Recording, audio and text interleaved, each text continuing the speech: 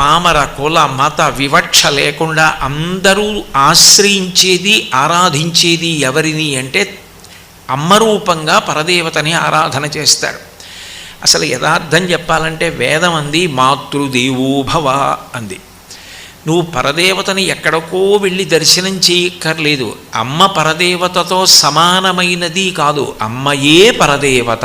మాతృదేవోభవ. అమ్మ కన్నా పరదేవత ఉండే అవకాశం లేదు. పరదేవతయే అమ్మ రూపంలో భూమి మీద తిరుగుతోంది.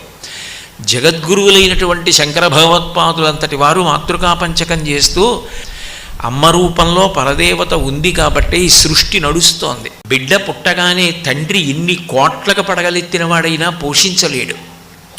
పాలిచ్చి పోషించేది అమ్మ, స్థితికర్త. పిల్లవాడికి నిద్ర పట్టాలి అంటే అమ్మ స్పర్శ తగిలి అమ్మ జోకుడితే నిద్రపోతాడు.